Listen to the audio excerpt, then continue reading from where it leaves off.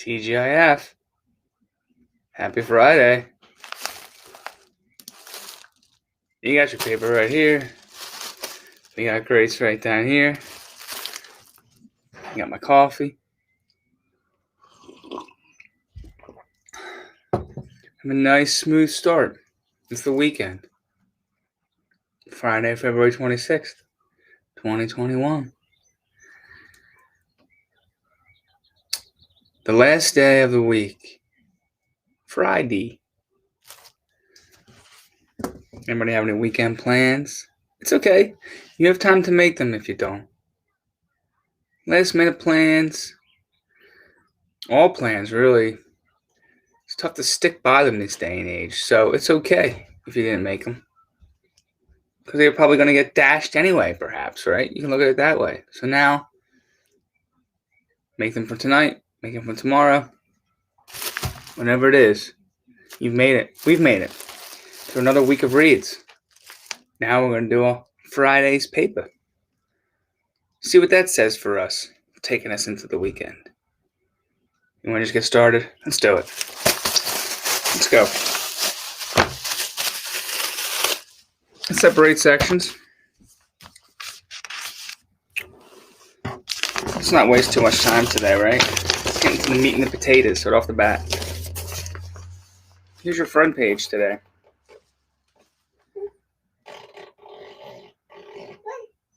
Take a gander on a Friday.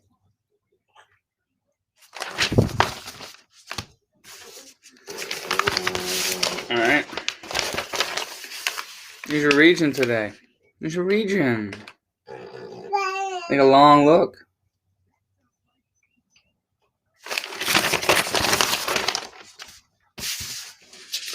Life. We have a life section today. There's some cats at the top.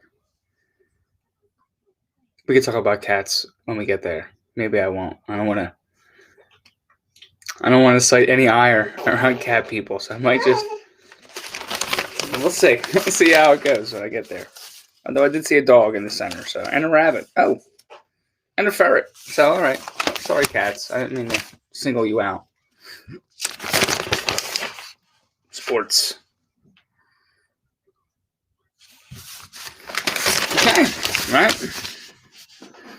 Sports time.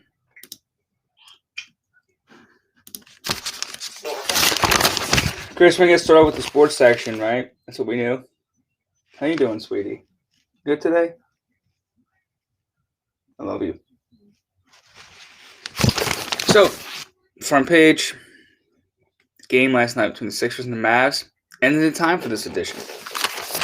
You got yourself swatted away. Your lead headline over the cover picture of Dwight Howard, who had a big game last night.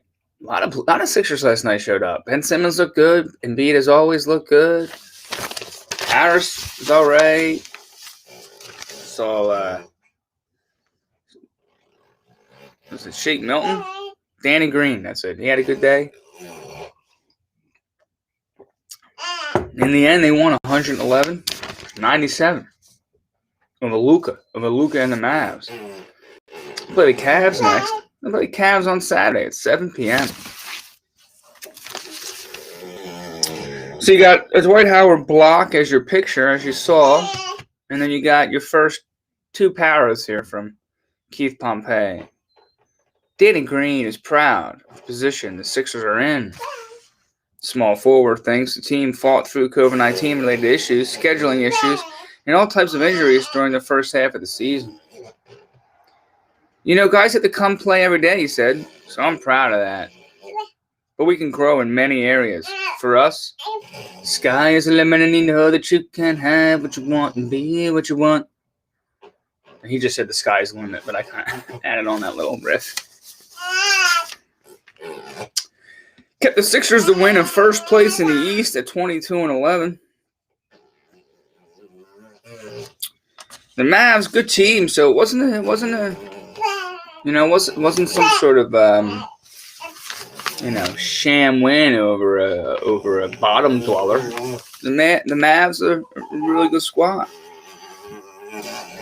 Underneath this story on the recap of the game last night, you're going to see a David Murphy piece on Kyle Lowry again. Yeah, Grace? No raspberries, you know. He thinks that Lowry is a player the Sixers need. So, if you want to see why he believes that, along with it seems like every single sports writer in the city, you can go to Inquirer.com. Check it out. Flyers. Playing the Sabres tomorrow. Matinee game, 1 p.m. They wanted to get some more shots on the goal against the Rangers, it appears. That was their strategy. They focused on firing the puck on net, and the result was 39 shots and the win. Because during the game, Grace, I was listening to the game against the Rangers. I was listening to the color commentators, and they mentioned that the Flyers are like second in the league, or third in the league, something like that, in most shots allowed per game, and maybe 31st in the league in shots taken. So they gotta close that gap. It looks like this article is touching on that discrepancy or disparity, and saying the Flyers know about it. They're trying to short things up. They're gonna keep firing pucks at the net. And they almost had 40. With the Wells Fargo Center not allowed to have fans in the building because of the pandemic, maybe the usually pass-happy Flyers missed their spectators, pleading with them to shoot the puck. He said it a lot when you're watching the television. You're like, just shoot the puck! You know, when you're watching it at home. That's my dad. My dad would always say, they couldn't throw a rock in the ocean. That was his line. Watching the Flyers back in the day, and they can't score a goal. These guys couldn't throw a rock in the ocean. It's pretty good, isn't it? Yeah.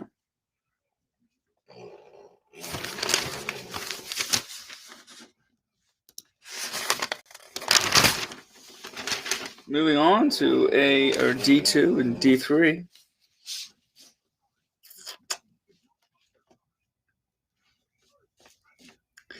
Go back to Danny Green's quotes. He says that the second half of the season, quote, looks exhausting. As I looked at it, the schedule, it looks tiring. It looks exhausting. Is there danger? Possibly. But there's danger in every season. But when you shorten the season, when you compact it even more, there's always been some injuries in the past because of more minutes, a lot of games, etc. When you have a lot of games, minutes, back-to-back games like that, and travel as much as we are, yes, it could be dangerous. But that's why we have the medical staff we have. They're going to play 9 back-to-backs with 3 sets per month in March, April, and May. 36 games scheduled over a grueling 67 days. So, yeah, I mean, you also get paid millions of dollars, so that might make you feel a little bit better about the traveling and the gruelingness, right? And the NCAA releases plans for its tournaments. If you're a March Madness person, you missed your basketball last year. Like I said before, I'm not a big college basketball guy, but I do like a March Madness. It's fun to watch that many games over the course of that many days, just have the sports around. So if you're into that, like me, turns out the top 4 teams left out of March Madness won't have their bubbles burst quite yet. Under a contingency plan released Thursday by Division I basketball committees, those 4 large teams that don't make the original field in the men's and women's NCAA tournaments will be placed in order and serve as the replacement teams should any conference with multiple bids have a school that is unable to participate due to COVID-19 issues. All right, so they're making a contingency plan only applies to the short period between the announcement of the brackets, March 14th for men and March 15th for women, and the start of games later that week. Once the tournament begins, any team whose opponent is forced to withdraw would automatically advance to the next round. Ooh. What do you think about that? Think about like a team in the tournament that just, maybe is like not that great, or like a lower seed, and they are faced with a higher seed, and the higher seed gets a couple COVID cases, and they're like, hey, we can't play. And the lower seed's like, okay. Sounds good. So yeah, they don't have to play that game. They go to the next round. I mean, I don't know how else you address that situation, but that's what the NCAA is attempting to do. Nolan Patrick, who had missed the entire last season for the Flyers because of migraine issues, looks like his teammates are inspired by him. Inspired by his work.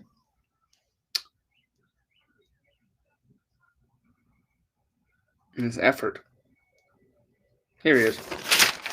He's giving it the old college try, trying to clear his head. Literally. All right. We know the standings. We saw that the Sixers are still in the lead in the East. The Flyers have dropped, fourth by being idle. 21 points, but they're still only 3 points out of first against those pesky Bruins. They can't seem to ever get ahead of. Now we go to weather. We're going to go to weather. What's this weekend look like, huh? All right. 53. 52 with a little bit of rain. And 49 today. 47. You may want to get out today if you're an outdoorsy type. You want to do some running or riding or skipping or jumping or hopping. You might not be able to do it tomorrow. Then you can get back at it on Monday, Tuesday, the rest of that week. Get active if you can. Sunset, 5:50. We reached the 5:50 mark. All right. Let's go to life. Is that cool, Grace? A little life? Okay. She says okay. Get out your life section, please. Get out your life in your life. A record for ACCT Philly. This is these pets I was talking about. These cats I was prematurely disparaging in a way. Not really disparaging, just referencing. Despite a pandemic and budget cut, the animal shelter, ACCT, achieved a 92% save rate. This kind of make you feel good, right? For the first time in its history, it achieved a 92% live release rate in January, which means that 92% of the animals that came into the shelter were not euthanized, but instead were adopted or went to rescues. It surpasses the 90% industry standard for being considered a no-kill shelter. And ACCT Philly did it during a pandemic and with a $89,000 cut in its city contract last year. Come on, that's good news for these pets and for all, living things. I'm sure people, I'm sure you've seen in other news pieces, people had like a pet frenzy during the pandemic, getting dogs and other sort of animals to care for. So perhaps in a twisted way, while they lost $89,000, maybe due to cuts needed due to the pandemic, the response of people adopting the pets went up due to the pandemic. I don't know, just guessing here. But it's great to see, animals being kept alive by finding homes. So, congratulations. Okay. Let's go. Let's go, Madeline. And Madeline and Carolyn, the LYN group. What's the advice column today? Let's get into it. The headline is Families' Total Focus on Child is Too Much for Grandparents. Haven't we seen them? We've seen a lot of Grace. We've seen a lot of grandparent kind of gripes the past couple of letters, but let's see where this one's going to take us. My husband and I missed the daughter, now a parent. We knew it and loved before the baby came. Every conversation is wholly about the child.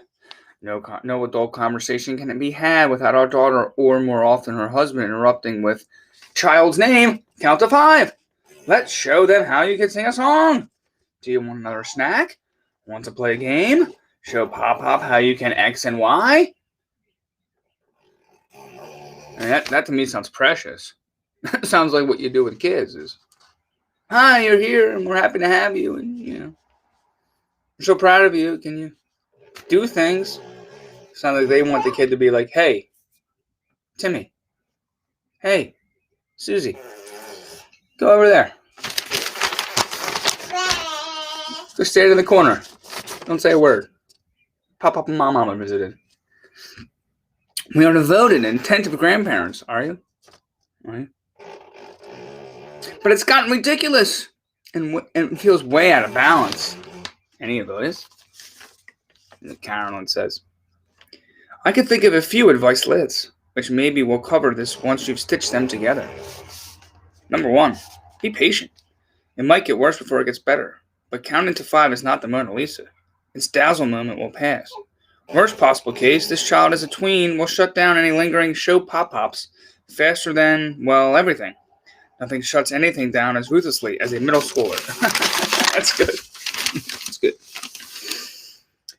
2, be patient on a slightly more optimistic schedule. If a new sibling is forthcoming, then that typically halves, not doubles, such stage parenthood. 3, frame your forbearance as a gift only grands can give, or close to it. Rational new parents understand it is a big, cold world full of utter indifference to their baby's first digits. But grandparents? They have to care, right? So you get all of it, every micro brag. The more ways you can muster to enjoy it while it lasts, the better. 4, when you can't change a conversational rut, is this baby freaking SeaWorld? Is best left unsaid. Change the conditions that form the rut. So if you're all just draped around the family room with no agenda except to watch the baby do baby things, then try something else. Bundle up, grab the stroller, and go strolling. Split the adults off into pairs to do whatever pretext you can think of to get out of the family room. Go to the kitchen to cook ahead for the coming week, etc. If you're just Zooming, then reduce those sessions and increase direct phone calls with your daughter. There's a 5, a 6, and a 7. I think you get it. She's giving out a lot of tips. Like, she's got a whole bunch of tips. I'm at 4. You can read 3 more. Generally, she's being a lot less, which is typically the case with CAROLYN. She seems to be being a lot less, a lot more understanding than I am with my initial response to this. I would just be like, this is great. Thanks. Thank you. Okay. Maybe it would be a little bit annoying after a while. You'd be like, all right, we get it. Like, you can count to 3. Like, fine. But just have a little bit of, like, patience about it, maybe. Like she says in the last paragraph, kids grow too slowly and then too fast, as you know. So congrats, deep breaths, and enjoy the show.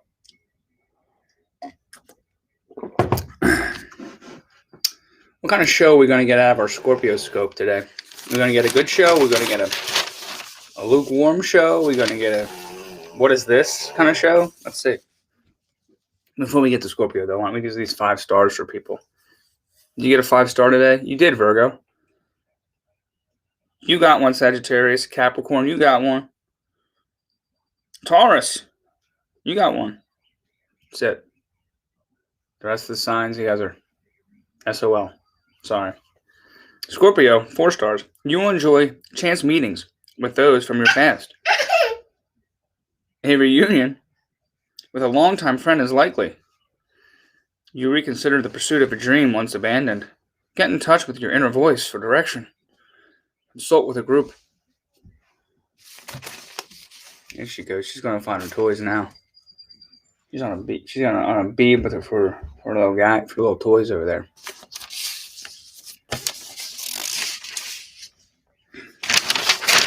Not a terrible scope, I guess, right? I mean, I don't know what kind of long lost friend I'm going to reunite with. I feel like all my friends are pretty.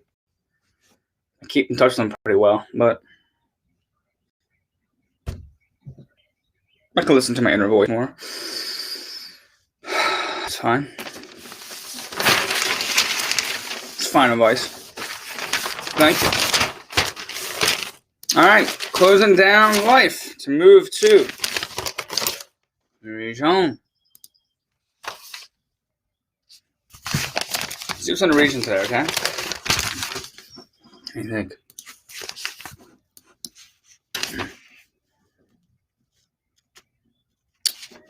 The son of the Revolution diner in Old City has admitted to arson.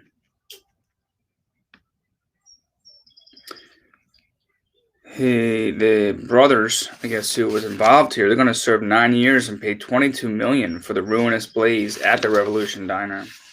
Brothers Imad Dawari, 40, of Swarthmore, and Baha Dawari, 32, of Woodland, told a federal judge they set the blaze at 239 Chestnut Street, hoping to collect on $750,000 insurance policy they had taken out just 2 weeks before the fire on their business.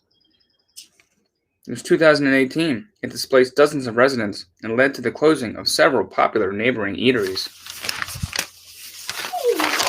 Here's the geniuses that thought this plan would work for your viewing displeasure.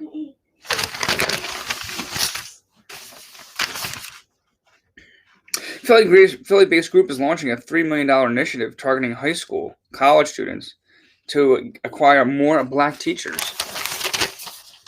Philadelphia-based organization devoted to recruiting and supporting black educators on Thursday announced a $3 million educational justice initiative to dramatically ramp up the number of black teachers in classrooms across the country. So not just here in Philly, not just in the surrounding suburbs, but nationally. The initiative by the Center for Black Educator Development will focus on the Black Teacher Pipeline, a program targeting high school and college students with pre-apprenticeships, fellowships, apprenticeships, and scholarships. It aims to bring at least 21,000 black students into the teacher pipeline over 12 years. That's good. I mean, I'm trying to do the math in my head real quick, but if it was just over 10 years, it'd be 2,000 a year. So here's like the guy looking like he's leading up that initiative. It's Sharif El-Mekki. He launched the center in 2019, the Black Educator Development Center. Good for him. I wish him success. More diversity in the classroom, more voices, more representation of people that look like you, meaning people, students in the city, having a role model. Yeah, right, Grace? That has more, similarities. Good thing. Okay. Slipping through the pages. We're going to a little column here that seems interesting about, hey, you having trouble sleeping? You having some trouble sleeping? Well, maybe the snow moon can help. You ever hear of a snow moon? I haven't heard of a snow moon. What's this? With the snow-called snow moon approaching fullness, that lustre of midday, to quote the world's most famous Christmas poem, might have been keeping you awake, according to a recently published study led by a team of University of Washington researchers. They found that on the nights preceding the full moon, the study subjects slept from 46 to 58 minutes less than they did during the earlier and later lunar cycles. So I guess the moon is gaining ever-increasing power this week and beaming on those ice-lacquered layers and pompadours of the remnant snowpack. The nightscapes in parts of the region have evoked the lunar surface itself. It's a very eloquent / novelesque intro to this piece by Anthony Wood. I don't know the exact science as to why this is a phenomenon, but if you want to learn more about how the moon affects your sleep and how, I guess, the new lunar cycles might promote a better sleep, Inquirer.com.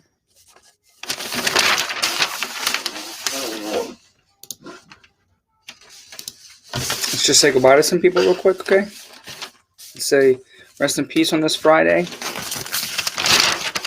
But this could be, maybe for some of these people or people that aren't on this page, last weekend, it's going to sound sad, but, was their last weekend. So, they're not experiencing this weekend. So let's just say hi. We have a Teresa Perry, 95, Wilmington, Delaware, passed away on the 18th.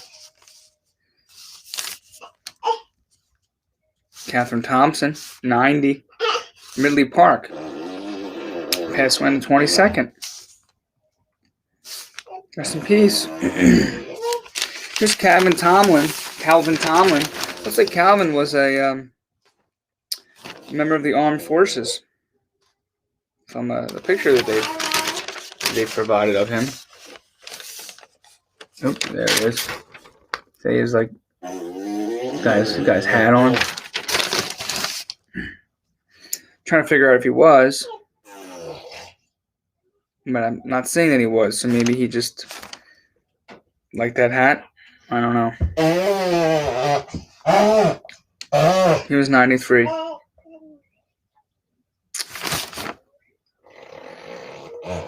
Oh, Dorothy Bates. Okay, Dorothy. February 23rd, she passed. Rest in peace, Dorothy. All these people. Just a quick goodbye. Sweet dreams. Have some fun this weekend on their behalf, if you can. All right. Now we're moving into the front and last section of our read. I'm going to get through this guy. Ready? Above the fold. On our quest to follow the saga of school in Philly. Monday school opening in city scrapped. Hite optimistic in-class instruction is just days away. We've been saying days away from weeks and months, haven't we, it feels like, in Philly?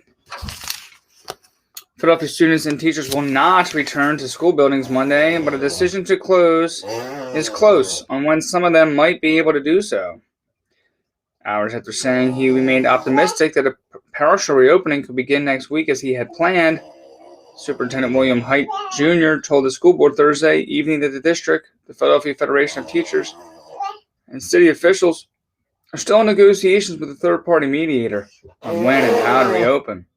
Hite said they will announce on Monday when pre-kindergarten through second grade students are eligible to come back to buildings. For now, all 128,000 city students will, quote, remain virtual until further details are announced, Hite told the board. Kristen Graham gets that byline. She, again, is the Philadelphia reporter for the school district there. I'm going to read more about it, how we're at this point, how the Monday's scuttled reopening represents the fourth try for the district, which previously attempted to send children back into buildings in September, November, and February.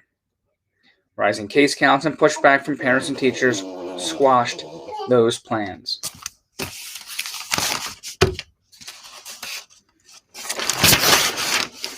Hey Grace, do you want to come over for the front section? Come on, sweetie. Come on over for the last part of the read. Wow.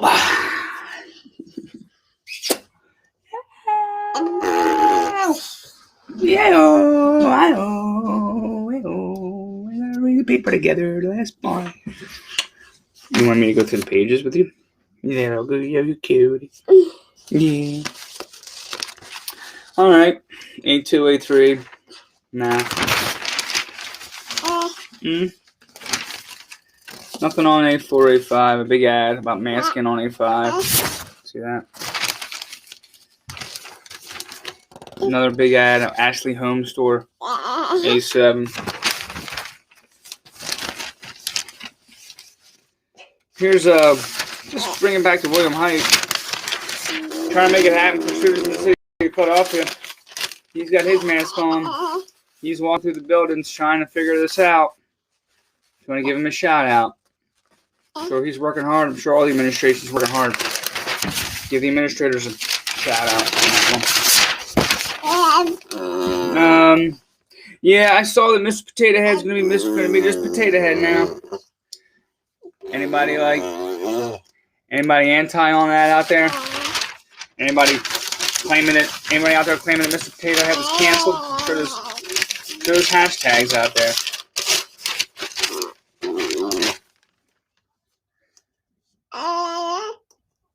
It's getting a brand makeover. It's going to be this Potato Head family now. I think. Right. I had just seen this in passing. Hasbro created confusion Thursday when it announced that it would drop the Mr. from the brand's name.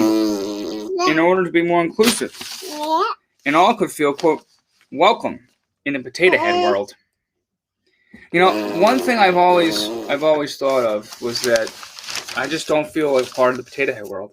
So, and I know people that I've talked to, they don't feel that they've been a part of the potato head world. So this is a move that's been a long time coming. It also said it would sell a new playset this fall without the Mr. and Mrs. designations that will let kids create their own type of potato families, including 2 moms or 2 dads.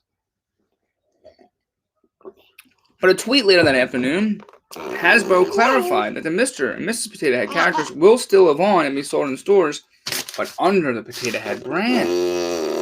In a picture posted on Twitter, the Mr. and Mrs. names are less prominently displayed at the bottom of the box instead of the top. The tweet came after news of the brand name change exploded on Twitter, with people asking if Barbie will change her name next. I think Hasbro has to drop the bro and just be Has. Pretty good. One person tweeted. People like to have fun with that stuff. It's hard not to. I mean, of course you kind of get the motivation there.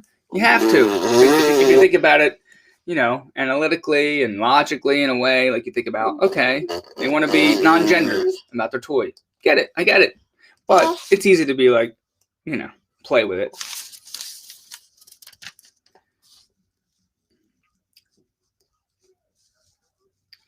So GLAAD, an LGBT advocacy group, they applauded the more inclusive move. Like I said, they said Hasbro is helping kids to simply see toys as toys, which encourages them to be their authentic selves outside of the pressures of traditional gender norms, said Rich Ferrero, GLAAD's chief communications officer.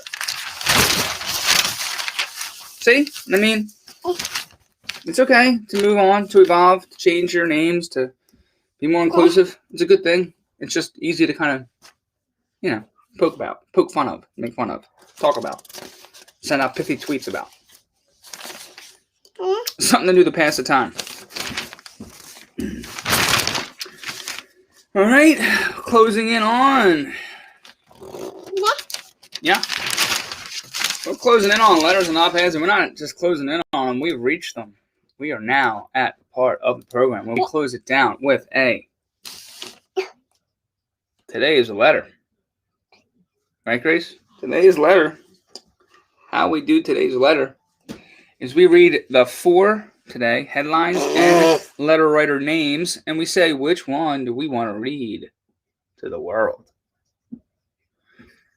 PGW past savings to customers. Raymond P. Lucci, Philly. The poorest big city. David Miller, Tampa, Florida. Possible to do both. Jim Snell, business manager, steam fitters, local 420. So he's a union leader. Likely rejection by Senate. Stephen Ullin, Wynwood. Which one do you want to read? We're going to go poorest big city on this one. Poorest big city. And it's nice because it's somebody outside the city. So this will be a nice perspective. He's in Tampa. David Miller. Reading about the current state of affairs in Philadelphia is downright depressing. Philadelphia appears on paper the hardest place in the country to get a vaccine for COVID-19. The city's motto seems to be, if everyone can't get it, no one can. Moving on, it would seem that an ever-increasing number of Philadelphia residents do not pay their gas bill, water bill, student loans, rent, mortgage, insurance, and on and on. The city's response? Let's lower bus fares, eliminate student loans, make it so water and gas are never turned off. In short, let's make it easier to be poor in Philadelphia. And the city couldn't have it more wrong. The city needs to concentrate on job creation, creating a friendlier business environment, getting people good jobs so they don't need the handouts. Give a man a fish, you feed him for the day. Teach him to fish, you feed him for life. Again, I said I'm going to read all letters. No matter what perspective it is, I'm going to read it. I don't like the term handouts at all. I hate it. I think it's fraught with a lot of connotations, a lot of baggage, and I don't think it's fair to call things handouts. But everyone's entitled to their perspective, and Everyone's entitled to write a letter or an email into the newspaper and read it once it gets published. And that's just what we do. So take that letter for what it's worth for you.